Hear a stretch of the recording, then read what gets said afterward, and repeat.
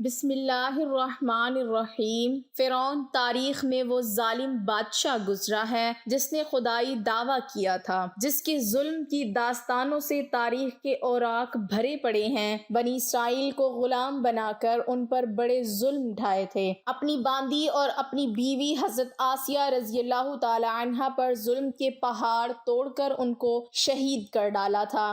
آخرکار اللہ تعالیٰ نے اس کو اس کے تکبر کے ساتھ دریائے نیل میں غرق کر دیا۔ اس کی حکومت کو نیست و نابود اور تہس نہس کر ڈالا اور رہتی دنیا تک کے لیے اس کو عبرت کا نشان بنا کر یہ ثابت کر دیا کہ تکبر کا انجام صرف بربادی ہے اور تکبر صرف اللہ کی چادر ہے۔ فرعون کے محل میں ایک عورت فرعون کی بیٹیوں کے بال سنوارا کرتی تھی۔ ایک بار وہ فرعون کی بیٹی کے بال سنوار رہی تھی کہ ان کے ہاتھ سے کنگھی نیچے گر گئی۔ جب وہ کنگھی اٹھانے لگی تو انہوں نے اللہ کا نام لیا۔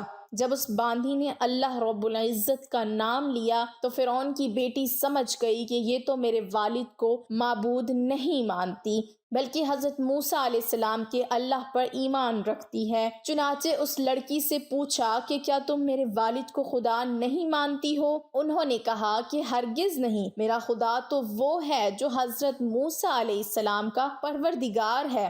جب لڑکی نے دو ٹوک جواب سنا تو وہ اٹھ کر اپنے باپ کے پاس گئی اور کہنے لگی کہ آپ کے محل میں آپ کے زیر سایہ رہنے والی عورت آپ کو تو خدا ہی نہیں مانتی۔ بیٹی کی باتیں سن کر فرعون غصے میں آ گیا۔ چنانچہ وہ کہنے لگا کہ میں دربار میں جا کر اس عورت کو ایسی سزا دوں گا کہ یا تو وہ موسیٰ علیہ السلام کے رب کو اللہ کہنے سے باز آ جائے گی یا پھر اپنی جان سے ہاتھ دھو بیٹھے گی۔ اب جب فرعون اپنے دربار میں پہنچا تو اس نے اس عورت کو اپنے پاس بلوایا اور کہنے لگا کہ دیکھو بھائی، تم موسیٰ علیہ السلام کے اللہ کو اللہ کہنا چھوڑ دو۔ وہ کہنے لگی کہ ہرگز نہیں۔ تو اس نے اس کو بڑا ڈرایا، دھمکایا، مگر وہ کہنے لگی کہ اب تم جو کچھ کر سکتے ہو کر لو، میں پیچھے نہیں ہٹوں گی۔ ان کا یہ دلیرانہ جواب سن کر فرعون نے اسے اپنی انا کا مسئلہ بنا لیا۔ چنانچہ فرعون نے حکم دیا کہ اس کو زمین پر لٹا دیا جائے، تو انہیں زمین پر لٹا دیا گیا۔ پھر حکم دیا کہ ان کے دونوں ہاتھوں پاؤں میں کیلیں گاڑ دی جائیں۔ چنانچہ ان کے پاؤں میں کیلیں گاڑ دی گئیں تاکہ وہ حرکت نہ کر سکیں۔ اسی دوران وزیر آیا اور اس نے فرعون سے کہا کہ اس کی ایک دودھ پیتی چھوٹی سی بچی بھی ہے، اگر اس کی بیٹی کو اس کے سامنے ہی قتل کر دو تو یہ اپنی مامتا سے مجبور ہو کر آپ کی بات مان جائے گی۔ اس کے بعد فرعون نے اس کی اس دودھ پیتی بچی کو گھر سے بلوایا، اسے اس کے سینے پر لٹا دیا۔ پھر فرعون کہنے لگا کہ میں تمہاری اس بچی کو تمہارے ہی سامنے قتل کر دوں گا۔ اس باندی نے فرعون کی اتنی بڑی دھمکی سن کر بھی یہ کہنے لگی کہ اب میرے دل میں اطمینان اتنا بھر چکا ہے کہ میں اپنی آنکھوں سے بیٹی کو خون میں لت پت تڑپتا تو دیکھ سکتی ہوں، مگر میں اپنی ایمان کا خون نہیں دیکھ سکتی۔ چنانچہ باندی کے سینے پر ہی ان کی معصوم بچی کی گردن کاٹ دی گئی۔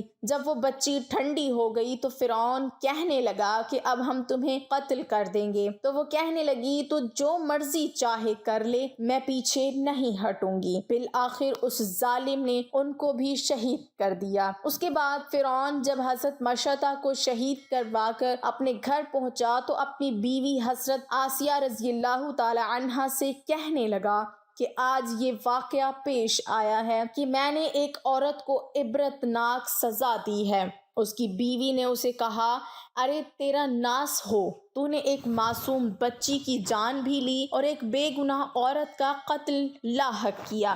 فرعون کہنے لگا کہ میں نے اس کو اس لیے عبرتناک سزا دی ہے کہ وہ مجھے خدا نہیں مانتی تھی۔ یہ سن کر حضرت آسیہ رضی اللہ تعالی عنہا نے کہا کہ خدا تو میں بھی تجھے نہیں مانتی بلکہ تو ایک عام انسان ہے۔ جب فرعون نے یہ سنا تو حیران رہ گیا کیونکہ اسے حضرت آسیہ رضی اللہ تعالی عنہا سے بڑی محبت تھی۔ حضرت آسیہ رضی اللہ تعالی عنہا کو اللہ تعالی نے بڑا حسن و جمال عطا کیا تھا۔ فرعون نے انہیں پوری قوم کی عورتوں میں سے چن کر ان کے حسن کی وجہ سے اپنی بیوی بنایا تھا، اس وجہ سے وہ ان سے بڑی محبت کرتا تھا۔ چنانچہ فرعون کہنے لگا کہ یہ تم کیسی باتیں کرتی ہو؟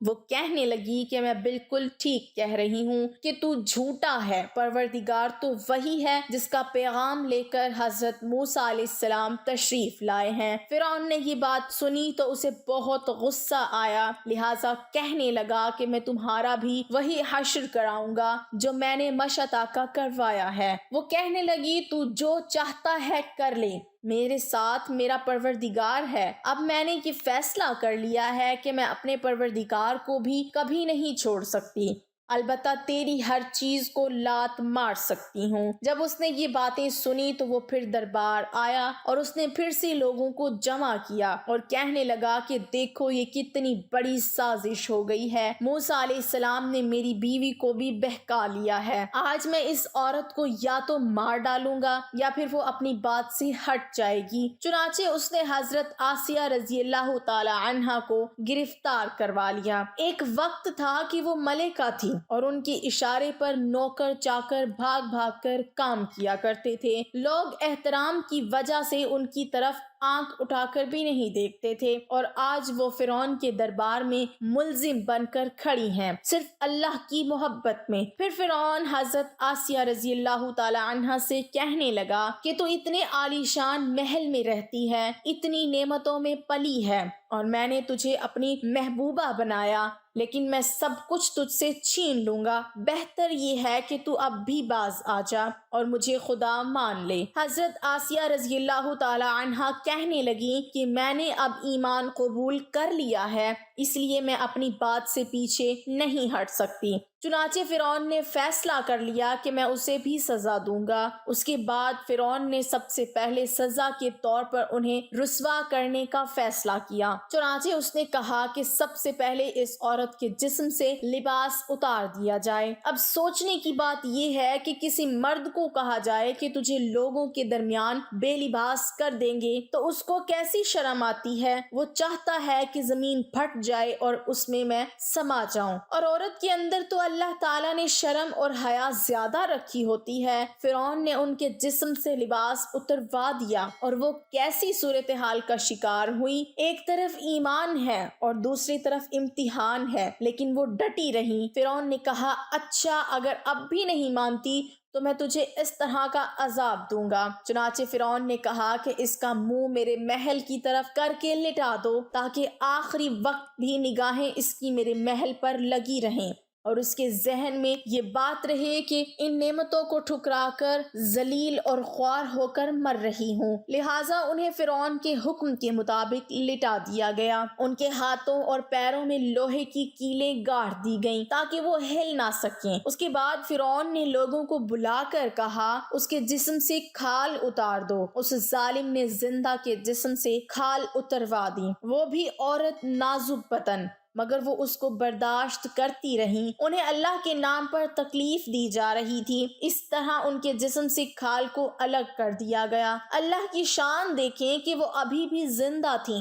مگر جسم زخم بن چکا تھا۔ فرعون کا دل اب تک ٹھنڈا نہیں ہوا تھا، چنانچہ وہ کہنے لگا مرچیں لاؤ اور اس کے پورے جسم پر مرچیں چھڑک دو۔ حضرت آسیہ رضی اللہ تعالی عنہا کے جسم پر مرچیں ڈال دی گئیں تو وہ مچھلی کی طرح تڑپنے لگیں۔ اس تڑپنے کی حالت میں انہوں نے اللہ تعالیٰ کے حضور ایک دعا مانگی کہ اے اللہ، فرعون کا محل سامنے ہے اور وہ یہ کہتا ہے کہ ہم نے تمہیں اس محل سے نکال دیا، آج کے بعد تم اس محل میں نہیں جا سکو گی، اسی لیے اے اللہ مجھے اس محل کے بدلے جنت میں تیرے پاس ایک گھر چاہیے اور مجھے فرعون اور اس کے عمل سے نجات عطا فرما۔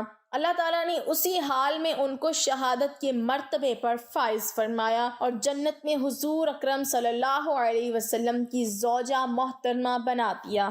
ناظرین، ماضی میں لوگوں نے کیسی کیسی قربانیاں دے کر اپنے ایمان کو بچایا ہے، ظلم کے پہاڑ سہ لیے لیکن ایمان کا سودا نہ کیا، ہر باطل طاقت سے ٹکرا گئے لیکن اللہ کو ناراض نہ کیا۔ آج گئے گزرے دور میں ہم سے بہت چھوٹی قربانی مانگی جاتی ہے، کیا ہم اتنے احسان فراموش اور اتنے گئے گزرے ہو گئے ہیں کہ 5 وقت کی نماز بھی نہ پڑھ سکیں؟ اللہ تعالی ہمیں عمل کی توفیق عطا فرمائے، آمین۔